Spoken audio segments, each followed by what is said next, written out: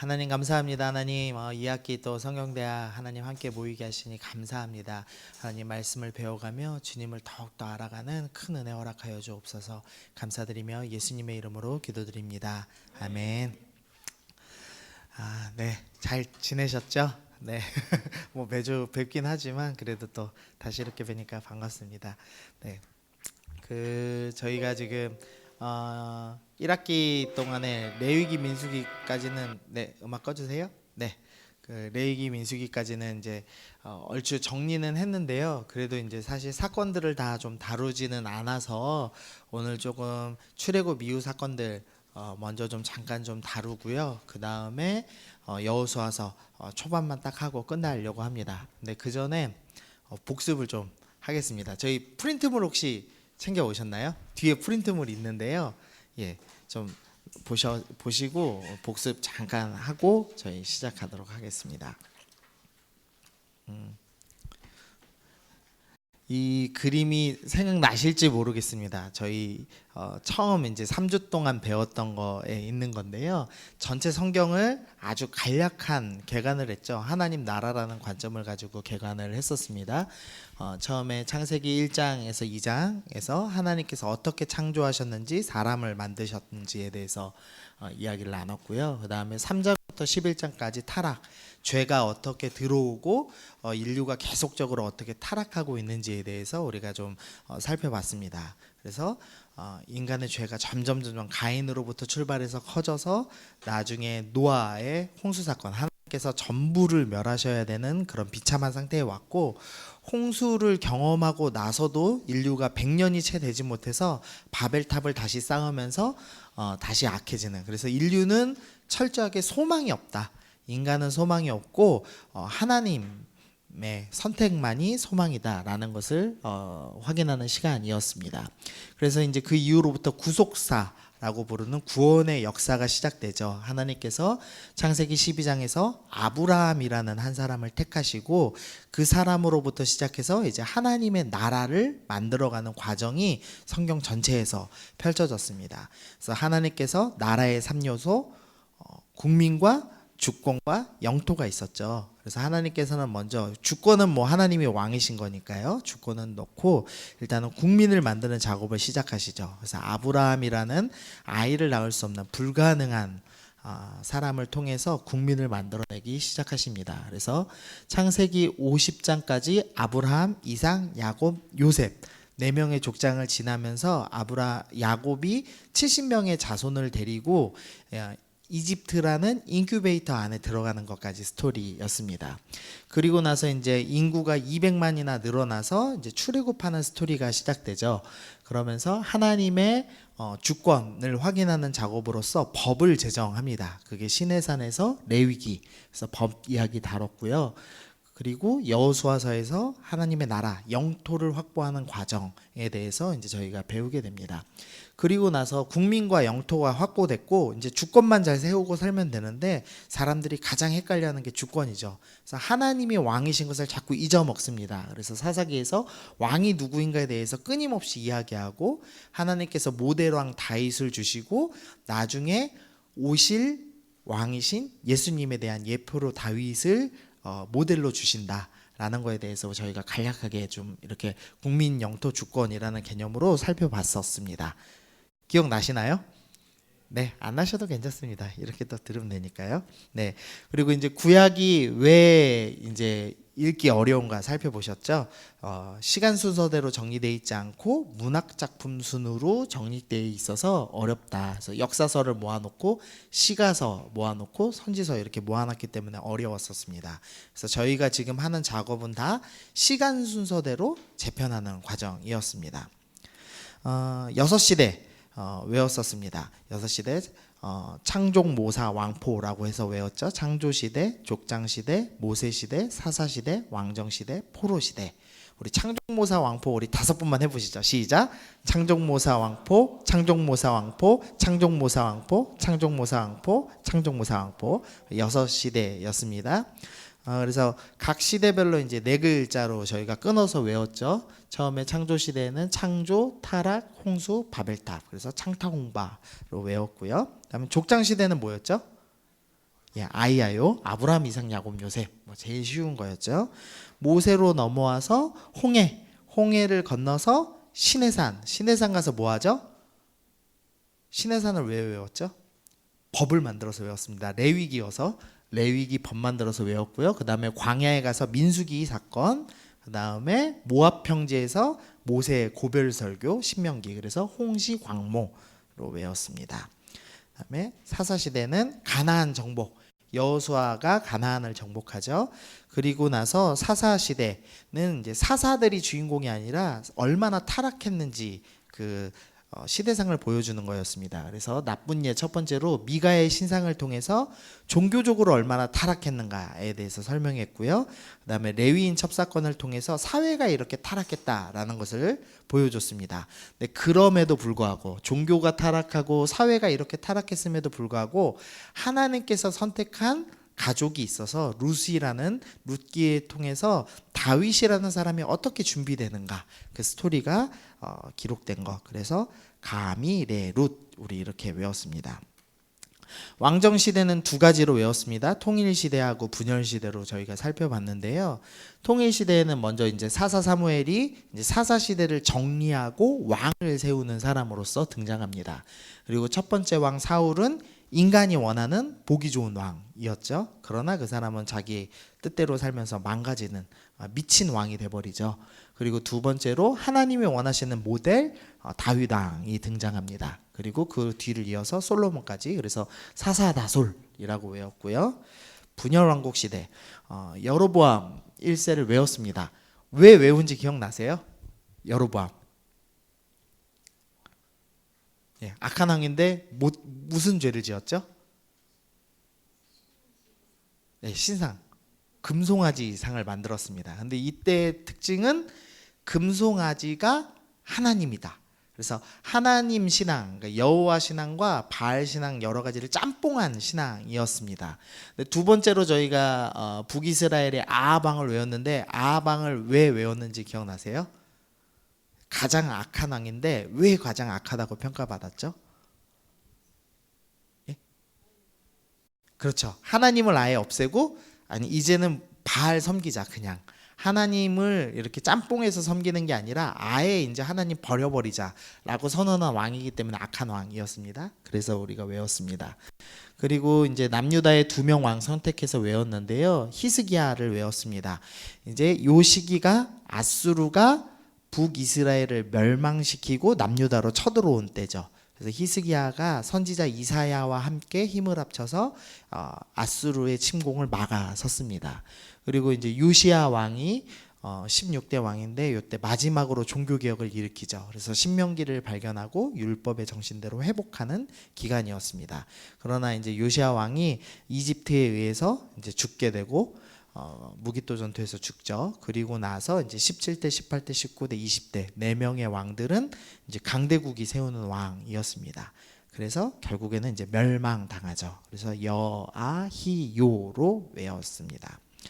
20대 왕 멸망당하고 나서, 시드기야 멸망당하고 나서 587년에 1차 포로로 다니엘이 잡혀가죠. 그리고 2차 포로로 에스겔이 잡혀갑니다. 총 3차까지 있는데 3차 포로는 성경 인물 중에는 나오지 않습니다. 그리고 70년이 돼서 예레미야가 예언한 대로 70년이 돼서 스룹바벨을 리더로 삼아서 다시 이제 고국으로 돌아오기 시작하죠. 그래서 포로가 있었고 그다음 귀환하는 스토리가 있습니다. 그리고 나서 에스라가 종교개혁을 일으키죠. 그래서 성전을 건축하는 일들을 완수하는 작업을 학개스가랴 선지자와 함께 합니다. 그리고 나서 느헤미야가 돌아와서 성전을 보호할 성벽을 만드는 것까지가 성경 구약의 역사 스토리였습니다. 그래서 저희가 이렇게 외웠었죠. 우리 창종모사 왕포 창타홍파 아이아요 홍시강모 가메르로 사사다소 여아요 포기성벽, 우리 이렇게 외우셨었습니다. 네, 한번 우리 한 번만 쭉 읽어볼까요? 자, 창종모사 왕포부터 해서, 자 시작. 창종모사 왕포 창타홍파 아이아요 홍시강모 가미레룻 사사다솔 여아요 포기성벽. 자 1분 드리겠습니다. 1분만 한번 머릿속에서 리바인드 해보시죠. 네. 기억 좀 다시 나시나요? 그래서 성경 지금 시간 순서대로 간략하게 살펴봤습니다. 그리고 오늘 프린터에 보면은 역사서 베이스 캠프 설치하기 있습니다. 저희 그 두 번째 장 뒤에 보시면은 정답이 있거든요. 그래서 정답 보시면서 쓰셔도 되고 빈칸 메꿔서 쓰셔도 되는데요. 다시 한번 좀 기억나는 대로 쭉 따라서 오늘 한 번만 복습 한번 해보시겠습니다. 시대 6가지 적고 그 다음에 역사서의 뼈대 되는 10가지 창출민수 사사망 대라느 창출민수 사사망 대라느로 외우셨죠?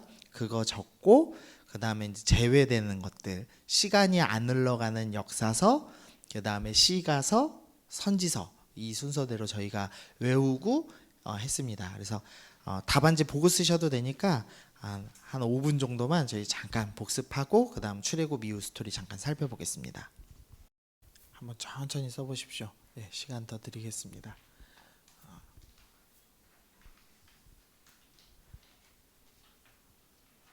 시대 안에 역사서 뼈대 10개만 넣으셔도 충분히 합격입니다. 제외되는 거 못 외우셔도 괜찮습니다. 근데 뼈대 창출민수 사사망 대라느는 꼭 외워두셔야 이해하시기 좀 좋을 것 같습니다. 제외되는 것은 레위기는 법이기 때문에 시간이 안 흘러서 제외됐었고요. 신명기는 고별 설교여서 시간이 안 흐르죠. 설교니까.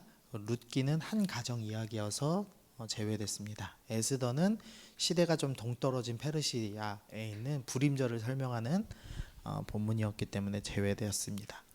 그리고 욥기는 족장 시대인데 아브라함보다 위일 수도 있겠다라고 좀 설명드렸고요. 시편은 다윗이 주로 많이 써서 왕정 시대, 통일 왕정 시대에다가 주로 넣어놨고, 그다음에 잠언전도 아가서는 이제 솔로몬이 주로 기록했기 때문에 솔로몬이 있는 시대에다가 넣어놨습니다. 그리고 선지서는 3명의 선지자만 북이스라엘, 그래서 호세아, 아모스, 요나, 호아요만 북이스라엘, 나머지는 다 남유다다. 남유다 중에서도 예레미야나 하박국은 이제 멸망 직전의 선지자였다. 그거 기억하시면 됐죠? 그리고 포로, 1차 포로 다니엘, 2차 포로 에스겔, 그다음에 성전을 복구할 때 돕는 사람들 학개스가랴, 그리고 느헤미야가 성벽 건축한 이후에 말라기가 사역했다. 그렇게 끝난다. 이게 이제 스토리였습니다.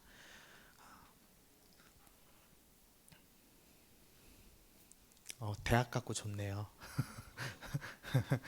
적으시니까.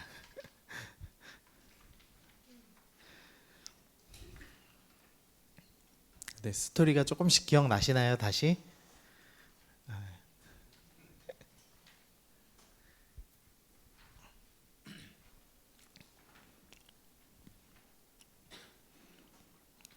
네, 그러면 이제 저희 진도를 조금 나가게 했습니다. 이제 출애굽 이후 스토리를 좀 살펴보려고 하는데요. 저희가 지도로 보시면은 이제 되게 간략했습니다. 결국에는 이제 V자로 이동하는 스토리였습니다. 근데 이제 출애굽 여정을요, 제가 여기다가 지금 기록을 해놨어요. 워낙에 복잡해서 이거는 표 보고 하셔야 될 것 같습니다. 제가 크게는 지금 노란색으로 표시를 좀 해놨습니다. 그래서 홍해전, 홍해를 건너기 전, 그 다음에 홍해를 건너고 나서 시내산까지 가는 여정, 홍해 후로 적어놨고요. 그 다음에 시내 광야라고 해서 시내산 근처에서 있었던 스토리들 다뤘습니다. 그 다음에 시내 광야에서 가데스바네아 도착하는 데까지 스토리를 적어놨습니다. 가데스바네아는 무슨 일이 있던 곳이냐면 정탐꾼 보내던 곳이죠. 그래서 정탐꾼 보내기 직전 올라가던 때 있었던 일들이었고요. 그 다음에 가데스 바네아에서 있었던 일들, 정탐꾼들이 이제 정탐하고 나서 우리는 메뚜기와 같아서 정령할 수 없다라고 선언하고 반역하는 스토리들이 주로 기록돼 있었습니다. 그리고 가데스 바네아에서 이에아 바림이라고 있는 곳, 그냥 거기 쭉 그 가데스 바네아 이에아 바림, 그다음에 이에아 바림에서 비스가 여기까지 그냥 다 비슷한데 차이가 있다면 이제 민수기 33장에서 스토리가 좀 그 지나간 지역을 다 찝어서 설명하거든요. 근데 중간에 민수기 21장에서 설명하는 지명이 33장에서 등장하지 않아요. 그래서 제가 연구를 위해서 기록은 해놨지만 사실은 이제 성도님들께는 전혀 필요 없습니다. 사실 저한테도 필요 없는데 정확한 자료를 드리려고 그냥 만들어 놓은 거고요. 크게는 신경 안 쓰셔도 됩니다. 다시 앞으로 돌아오셔서 이제 좀 잠깐 살펴보시면은요. 먼저는 람셋에서 출발을 하죠. 그때 연대가 1446년, 기원전 1446년에 람셋에서 출발을 합니다. 여기 지도에는 람세스라고 지금 돼 있는데요. 여기서 이제 고센 땅에서 원래는 살다가 국고성, 국가의 창고로인 성인 두 성을 만들죠. 그래서 거기 있던 람세스, 라암셋이라고 부르는 성에서 출발해서 숫곳이라는 곳으로 이동합니다. 그리고 이 숫곳이 바로 홍해 바로 직전이에요. 그래서 그곳에서 건너는 스토리가 나오죠. 그래서 숫곳, 에담, 비하히롯. 그래서 중요한 지명들은 아닌데 33장에 나오는 건 다 넣어놓은 겁니다. 근데 하얀색은 그냥 신경 안 쓰시고 넘어가도 됩니다. 그 다음에 홍해를 건넜습니다. 건너서 보시면 첫 번째로 나오는 게 마라죠. 오늘 담임 목사님 설교하셨던 마라의 쓴물 사건이 있습니다. 이때가 물이 없어서 원망합니다. 그리고 쭉 지나서 신광야, 다시 파란색 보시면 거기는 무슨 스토리죠? 만나와 메추라기, 그러니까 먹을 것이 없어서 음식에 대해서 원망을 합니다. 그리고 또 다시 이제 세 칸 밑에 느비딤에서 이제 마사 사건이라고 해서 또 물이 없어서 원망합니다. 그리고 그 밑에 아말렉 전투, 모세가 두 손 들면 이기던 그 전투 스토리가 나와 있습니다. 그래서 이 홍해 후에서 시내 산에 도착하기까지 여정을 보면은 원망을 계속해요. 그리고 물이 부족하고 외부의 공격들이 계속됩니다. 근데 하나님께서 혼내시지를 않으시죠. 왜냐하면 아직 법을 모르고 말씀을 모르는 어린아이와 같은 신앙이기 때문에 혼내시지 않으시고, 내가 물이 없을 때 나한테 기도하면 내가 보호해 줄게, 음식이 없을 때 나한테 기도하면 보호해 줄게, 적이 쳐들어왔을 때 너희가 기도하면 내가 보호해 줄게, 이것을 가르치시는 시간입니다. 그래서 원망에도 재앙이 전혀 없고 외부에서 겪을 수 있는 고통들을 지금 한 번 다 경험해 본 겁니다. 이제 하나님 필요하구나 라는 걸 이제 명확히 알게 된 겁니다. 그리고 이제 시내산에 도착합니다. 그래서 시내산 언약을 맺죠. 저희가 결혼식이라는 관점을 가지고 살펴봤죠. 결혼식, 하나님과 이스라엘이 언약 맺고 결혼식하고 성혼 선포하고, 그 다음에 이제 피로연으로 장로 70명이 하나님을 직접 뵙고 먹고 마시는 스토리까지 있었습니다. 하나님을 뵙고 먹고 마셨습니다. 그러니까 이제 하나님 믿고 살면 되고, 모세는 이제 그것을 장로들이 하나님을 직접 봤으니 문제 없겠다 싶어서 40일 동안 말씀을 받기 위해서 올라가죠. 십계명을 받고 성막을 어떻게 만드는지를 배우고 레위기의 많은 법들을 이제 40일 동안 모세가 배워왔을 겁니다. 근데 이 기간 동안에 무슨 일이 생겼죠? 금송아지 사건, 우상 숭배가 발생합니다. 그래서 이제 혼나는 장면이 나오죠. 그리고 두 번째 유월절을 지켰고요. 1차 인구 조사를 하고 성막을 완성하는 시기, 여기 이제 시내산에서 1년 이상을 보냅니다. 근데 요때 잘 보시면요, 위랑 차이가 있습니다. 홍해 후랑 지금 시내산 광야, 시내 광야에서 차이가 있는데요. 차이점 뭐가 있나요? 잘 보시면 중요한 차이가 있습니다. 홍해 후 요 사이하고 시내 광야에서 있었던 일의 차이점.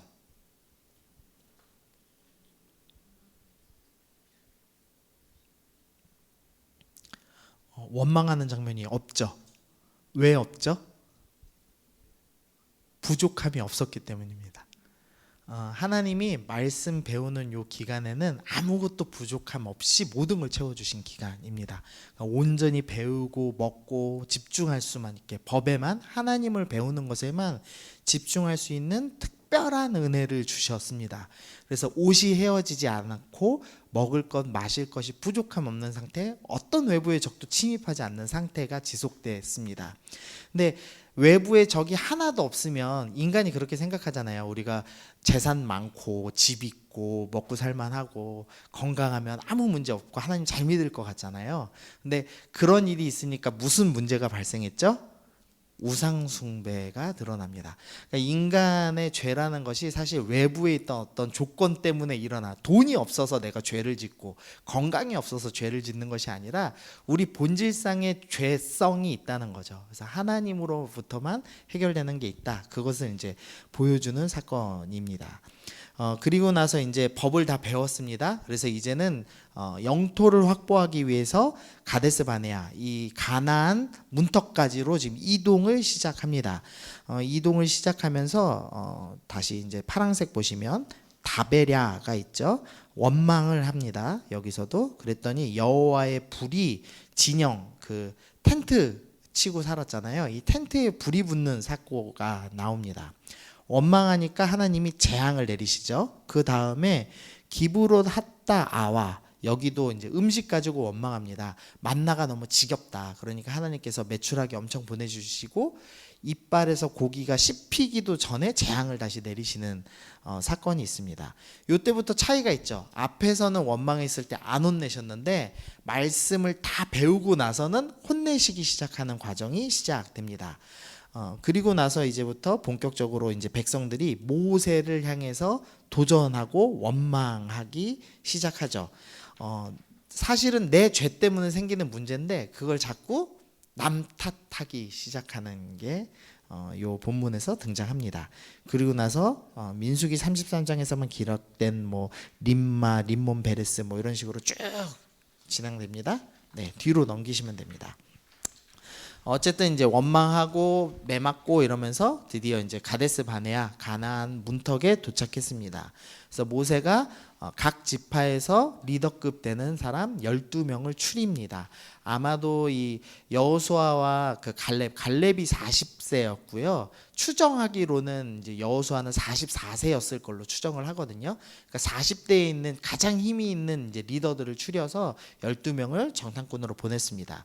그랬더니 12명이 40일 동안 정탐하고 돌아와서 무슨 말을 하냐면 우리는 메뚜기와 같다. 우리는 정복할 수 없다라고 선언을 하죠. 그래서 원망합니다.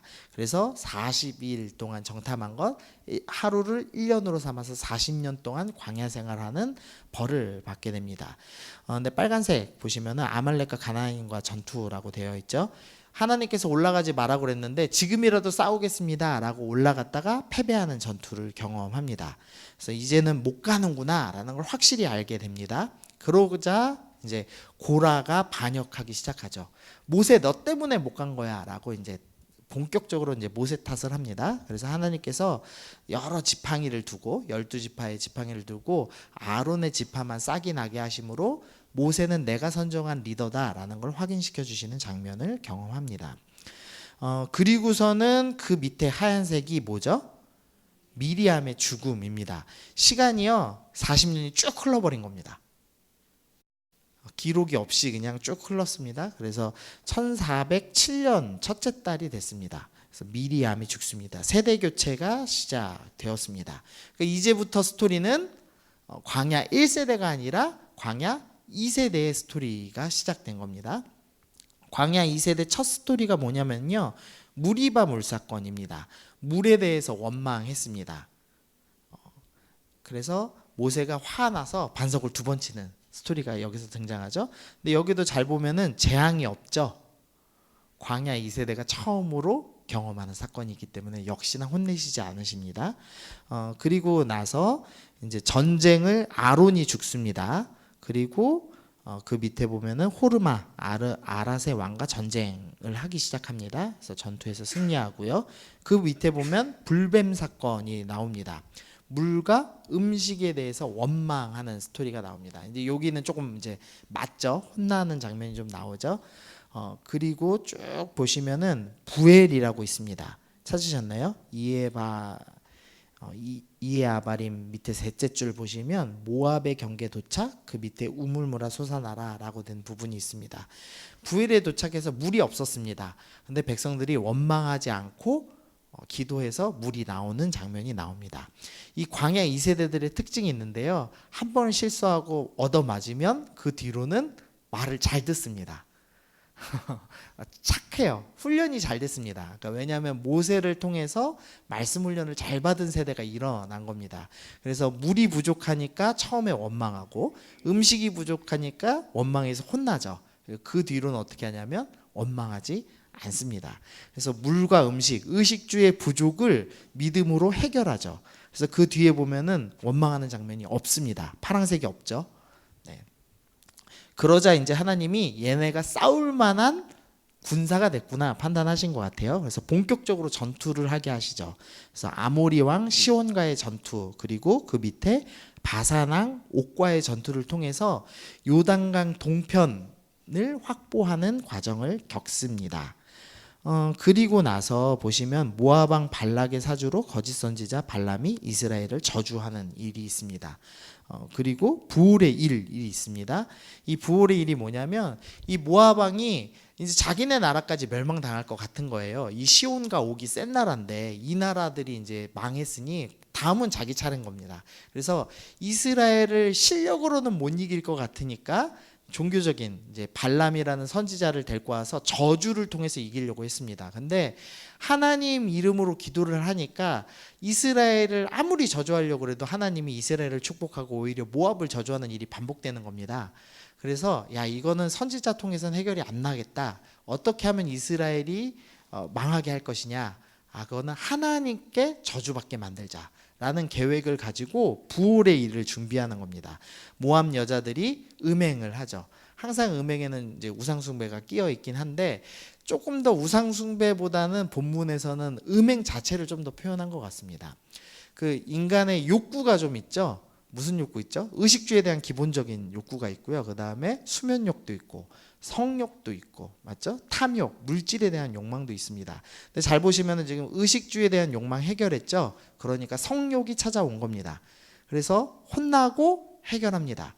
그래서 그 뒤에 가나안이 되게 음란한 문화였는데 음란 때문에 어려워하는 장면이 여호수아에서 등장하지가 않죠. 2세대의 특징입니다. 한 번 혼나면 잘합니다. 또 그 다음에 인간이 가진 또 무슨 욕구 있죠? 탐욕, 물질에 대한 욕망이 있습니다. 언제 다루죠? 여호수아에서 아간이 물건 훔치는 사건이 있죠. 그래서 하나님께 또 혼나죠. 혼나고 나니까 또 어떻게 되죠? 다시 범죄하지 않죠.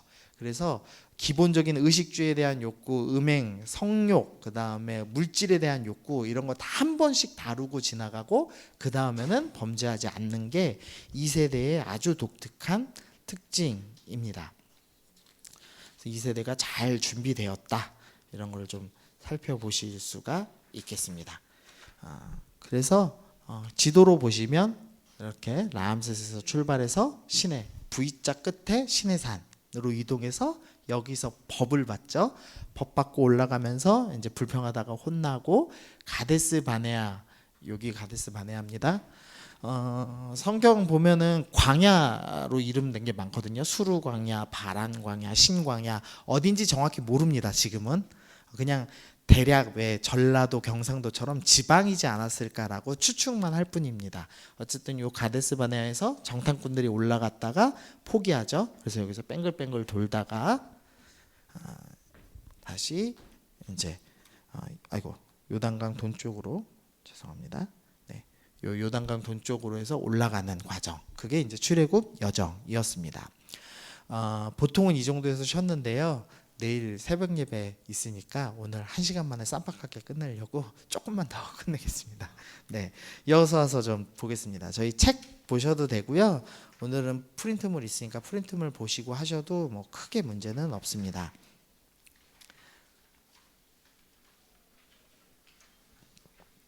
여호수아서가 다루는 연대는 주전, 기원전 1405년부터 1390년 기간을 다룹니다. 뭐 학자들마다 1390년이다, 1380년이다 의견은 조금씩 다릅니다. 어쨌든 대략의 이제 요 기간들을 다루고 있습니다. 주전 1405년은 모세의 죽음부터 출발하는 겁니다. 모세가 신명기에서 고별 설교하고 죽죠. 죽고 나서 이제 여호수아가 리더가 되면서부터 일어나는 스토리, 그것을 주로 다루고 있습니다. 다루는 연대 보면요, 이거 좀 헷갈리는 게 있습니다. 다해 보시면 45년에서 38년의 광야 방황을 제하면 7년간의 정복 전쟁이 남는다, 이렇게 돼 있는데요. 성경 신명기 1장 3절에 보면은 40째 해 11째 달 그 달 첫째 달에 모세가 이스라엘 자손에게 설교하는 스토리가 나옵니다. 그러니까 모세가 출애굽하고 40년째에 신명기 고별설교하고 죽었다라고 표현합니다. 그래서 우리가 일반적으로 광야 40년이라고 배우죠. 근데 이제 이 책 저자가 아마도 이제 마지막 있었던 이제 신명기 기록된 부분은 이제 방황한 건 아니니까, 그리고 바산한 그 시온과 옥과 전투하던 스토리가 있으니까 그 기간이라서 방황이라고 보지 않았던 것 같아요. 그래서 38년으로 이 책은 기록하고 있지만 저희는 그냥 40년으로 외우겠습니다. 광야 생활 40년이다, 이렇게만 외우시면 되고, 여호수아 스토리는 40년 이후에 출발하는 것이다, 모세의 죽음부터 출발된다라고 생각하시면 됩니다. 여호수아가 기록된 연대는 주전 45년 405년 여호수아가 죽는 주전 390년경에 기록되었을 것이다 라고 되어 있습니다. 근데 이 여호수아서에서는 마지막 장에서 여호수아가 죽는 것, 110세에 죽는 게 기록되어 있습니다.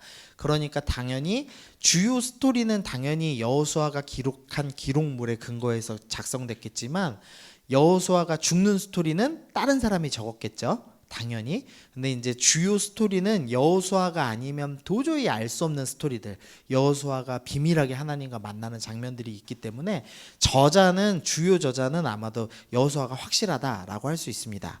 근데 문제는요, 이 여호수아를 읽을 때 혼동되는 게 오늘날이라는 표현이 조금 혼동됩니다.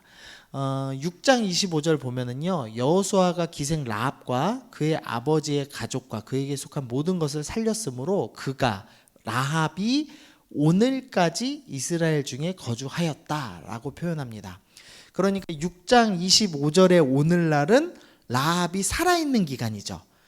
그러니까 라합이 뭐 아무리 오래 살았다고 해도 100살 살았다고 쳐도 이 정복할 때로부터 100년 안짝에서 기록된 것처럼 보입니다. 그런데 여호수아 15장 63절 보면요, 예루살렘 주민 여부스 족속을 유다 자손이 쫓아내지 못하였으므로 여부스 족속이 오늘까지 유다 자손과 함께 예루살렘에 거주했다 라고 표현합니다. 근데 여부스 족속이 완전히 쫓아난 거는 다윗이 예루살렘을 정복한 이후입니다. 그래서 기원전 1003년경입니다. 지금 여호수아가 처음 정복한 게 1405년이라고 그랬잖아요. 그러니까 약 400년 뒤에 쫓아집니다. 그러니까 여기서 오늘날로 생각하면 400년 안짝에 일어나는 일입니다. 그러니까 이 오늘날 하나만 가지고는 언제 정확히 기록됐다는 것을 알 수가 없는 겁니다. 근데 우리가 그 전에 설명드렸지만 지금 시대하고 다르다는 걸 좀 염두하셔야 됩니다. 지금은 저희가 컴퓨터로 따다다다다 치면은 기록이 바로 되죠. 근데 이때 당시는 기록하려면은 어디다 기록하죠? 이때 당시 성경 어디다 기록했나요?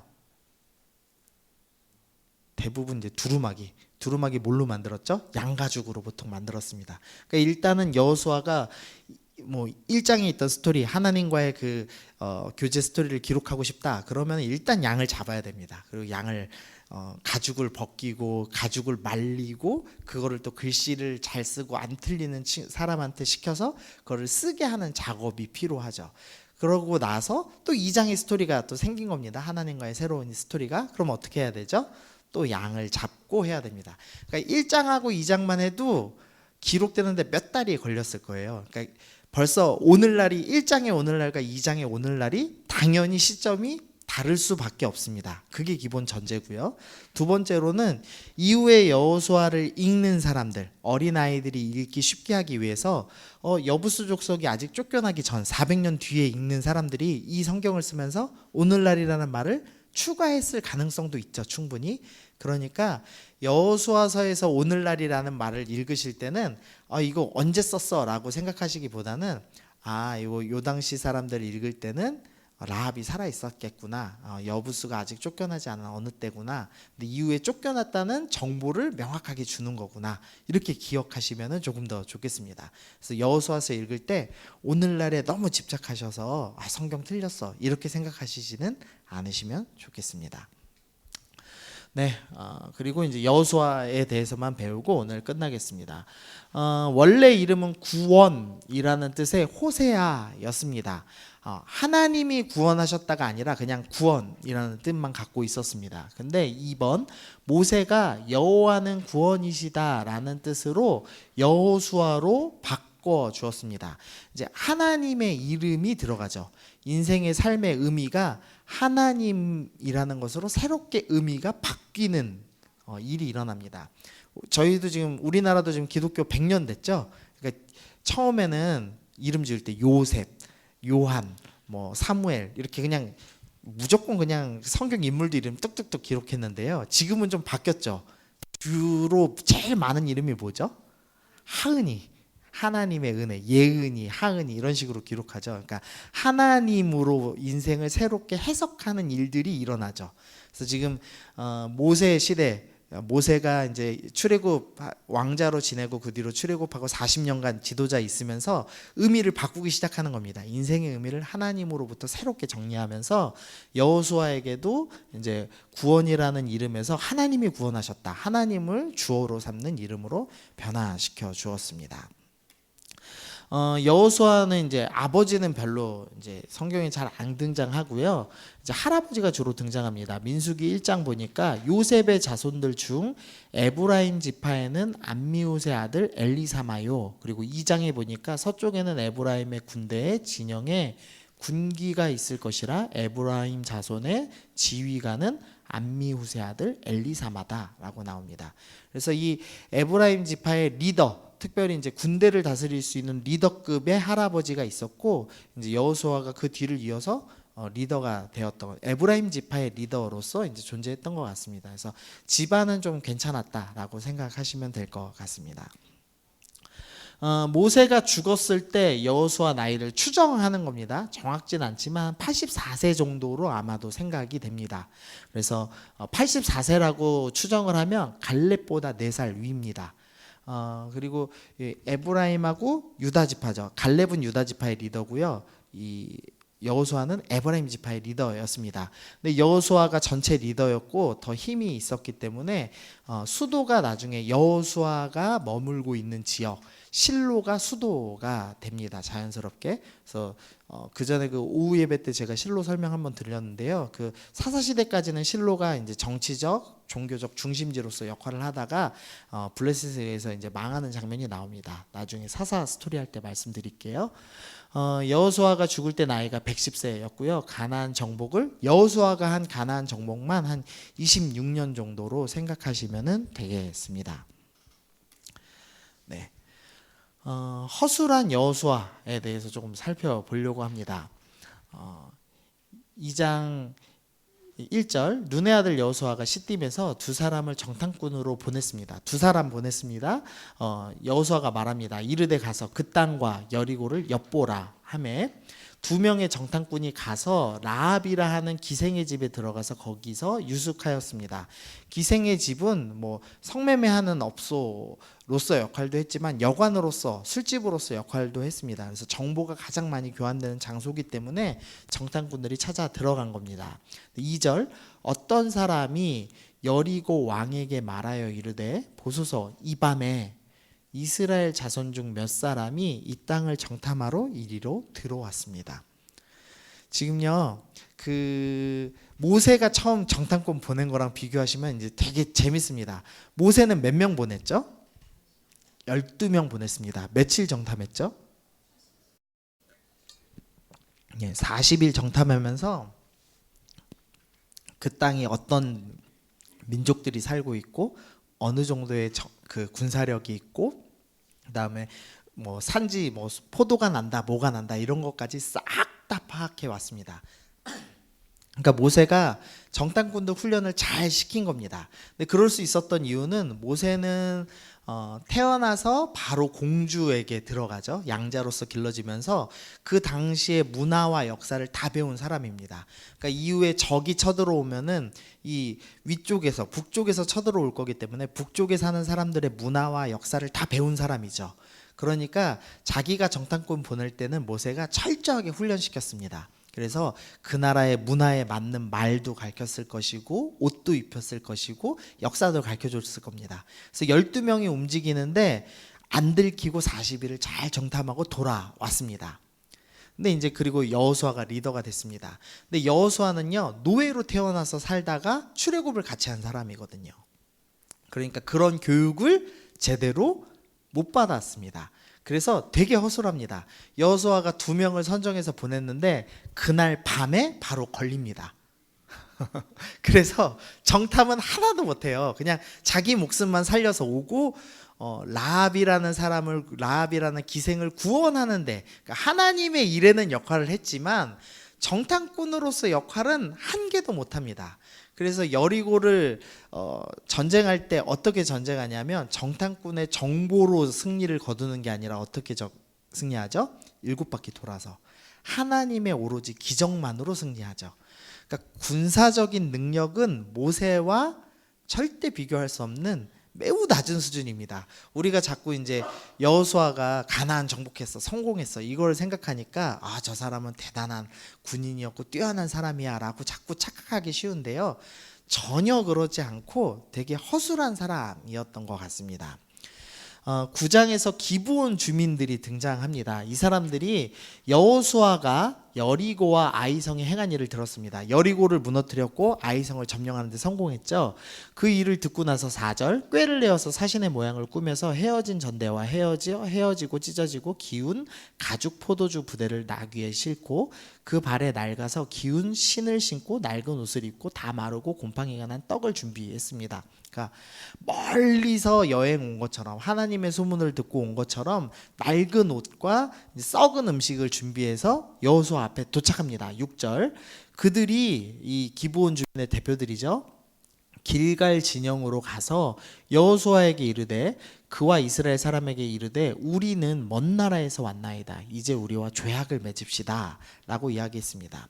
하나님께서 분명히 뭐라고 말씀하셨냐면 너희는 가나안 사람과 조약 맺지 말아라 라고 명확하게 명령하셨습니다. 근데 딱 보니까 이 사람들은 가나안 사람들이 아닌 거예요.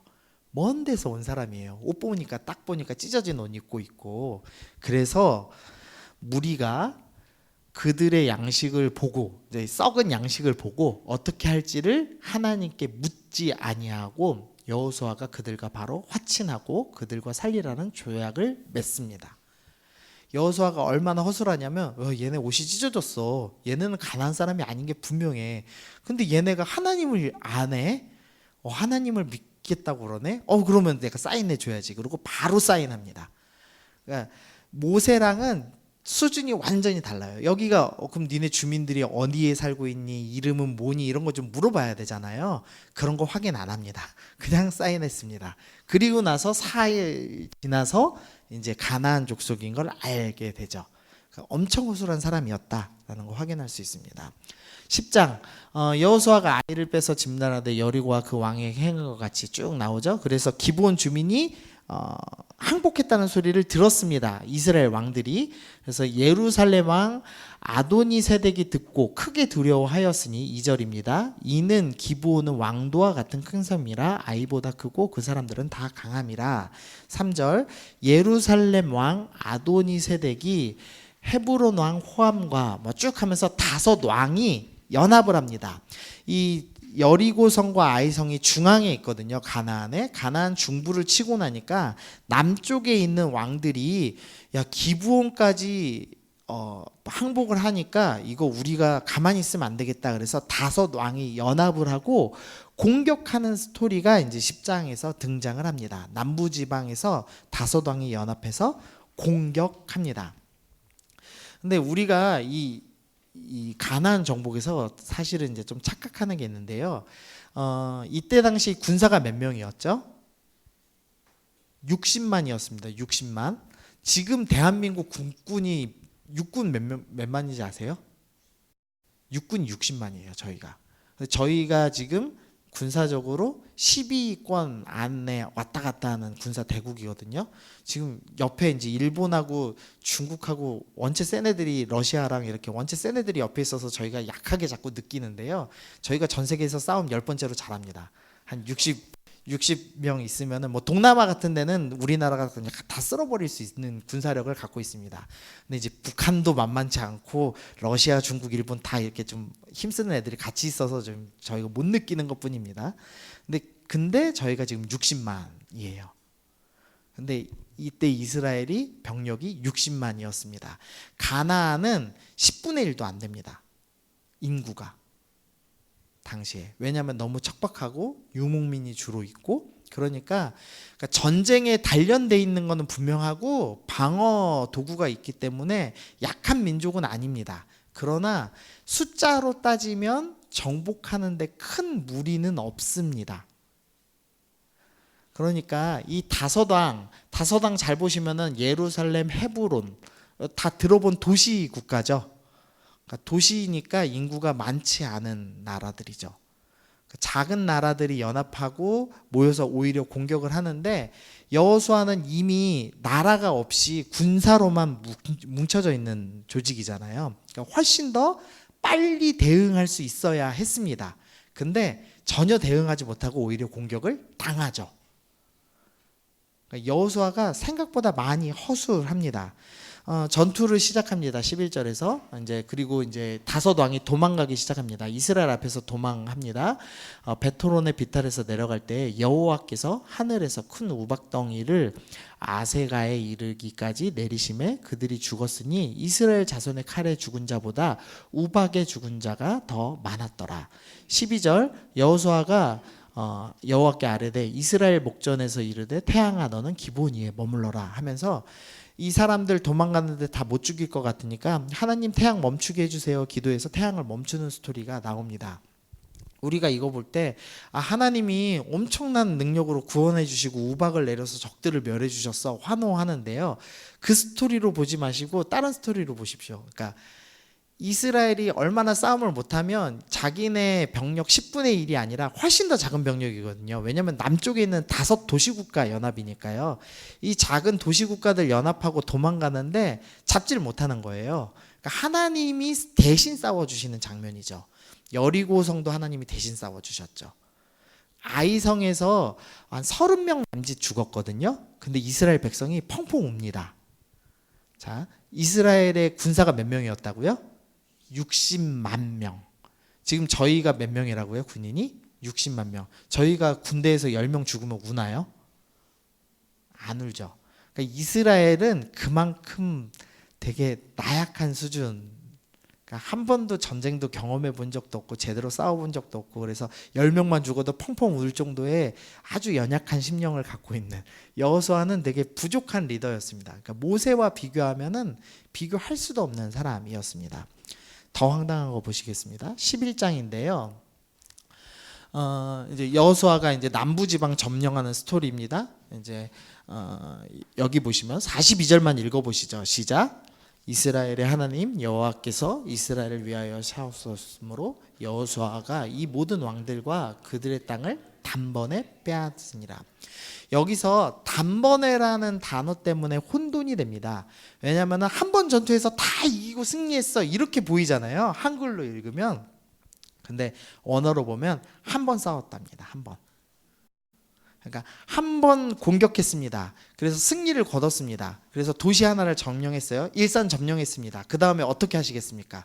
자, 우리 남성도님들 60만 대군을 내가 끌고 있는 지휘관인데요. 지금 공격했어요.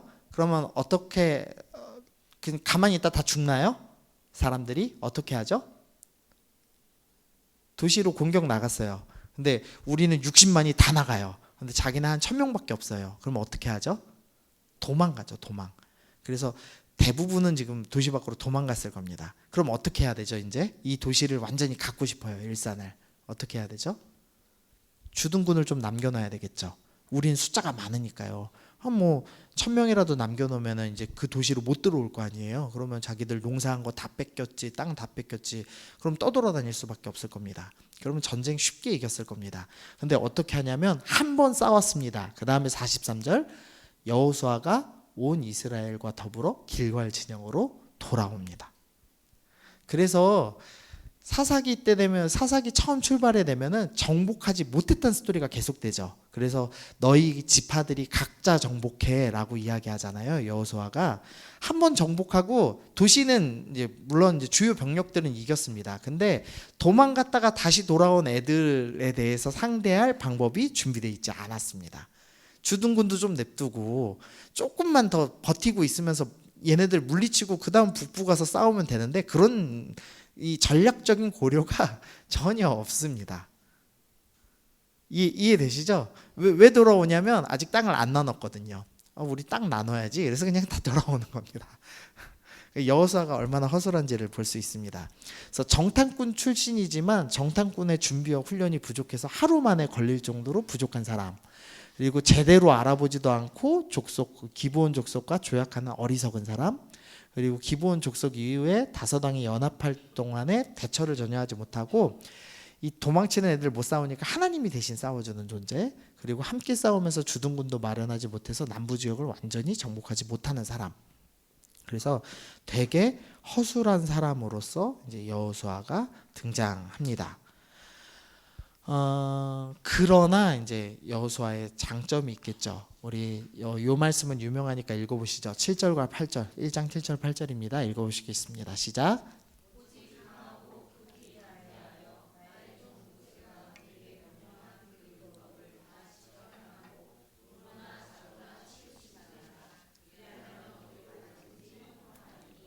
이 율법책을 내 입에서 떠나지 말게 하며 주야로 그것을 묵상하여 그 안에 기록된 대로 다 지켜 행하라. 그리하면 내 길이 평탄하게 될 것이며 내가 형통하리라.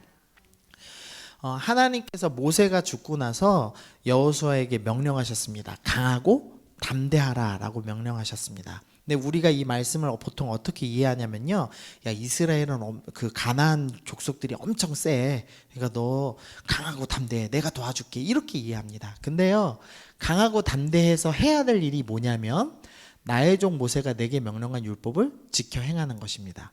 율법책을 내 입술에 떠나지 말게 하는 것에 강하고 담대하라 라고 하나님이 명하신 겁니다. 다시 한번요. 강하고 담대하는 것은 적과 싸우는데 강하고 담대해라, 쫄지 마라, 이런 얘기가 아니라 말씀 지키는 데서 강하고 담대하라 라고 하나님께서 명하셨습니다. 여호수아라는 아주 나약한 사람, 아주 모세에 비하면 너무 준비되지 않은 사람을 세우셨습니다. 그리고 나서 너는 율법 지키는데 강하고 담대해야 돼. 그게 하나님의 명령이었습니다. 그래서 여호수아는 철저하게 그 명령에 순복하죠. 이제 다음 주에 살펴보시겠지만 이제 전쟁을 앞두고 할례를 행하죠. 남자들이 할례를 행하면 전투력이 다 상실됨에도 불구하고 하나님의 말씀이 더 먼저니까 할례를 행하는 용기, 강하고 담대한 행동을 하기 시작합니다. 그래서 여호수아가 24장 모세를 쫓아서 고벨을 설교하는 그 마지막 순간에 보면은요, 빨간색 글씨 보시면 15절 제가 읽겠습니다.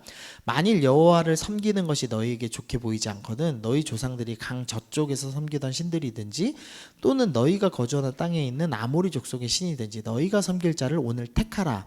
오직 나와 내 집은 여호와를 섬기겠노라. 여호수아는 부족한 사람이었지만 하나님 섬기는 데는 전혀 타협하지 않고 끝까지 순종하고 강하고 담대해서 말씀을 따랐던 사람이었습니다.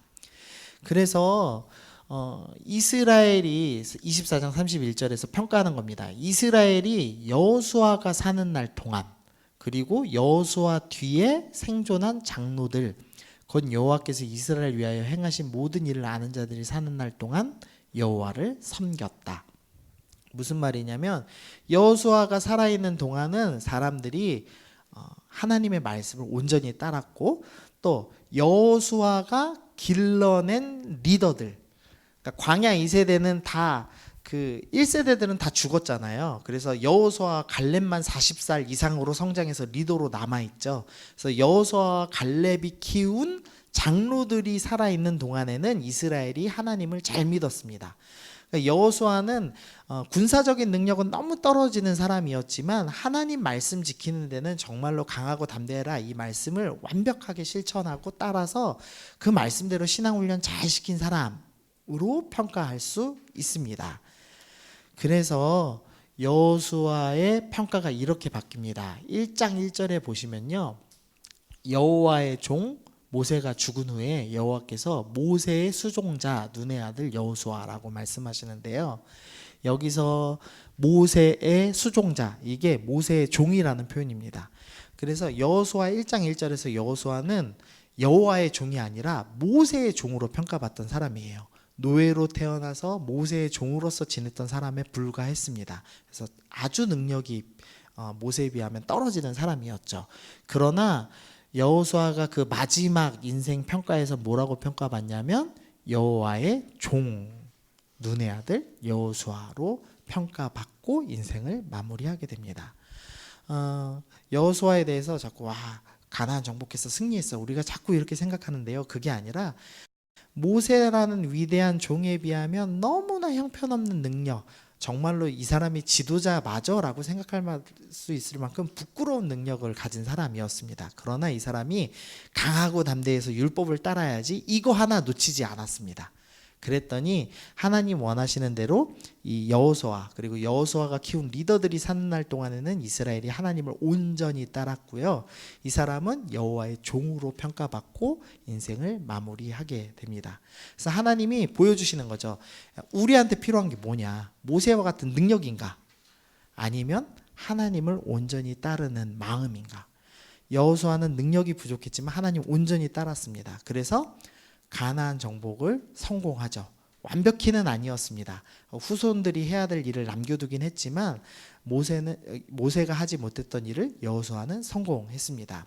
성경에는 계속 그런 스토리가 등장해요. 삼손은 군사적으로서 완벽한 능력을 갖고 있지만 정복에 실패하죠. 그러나 다윗은 키가 작고 개인적인 능력으로 골리앗을 죽인 건 물론 대단하지만 사실은 멀리서 돌 던져서 맞힌 거잖아요. 그러니까 싸움을 삼손만큼 잘하는 건 아니거든요. 그러나 정복은 누가 성공하죠?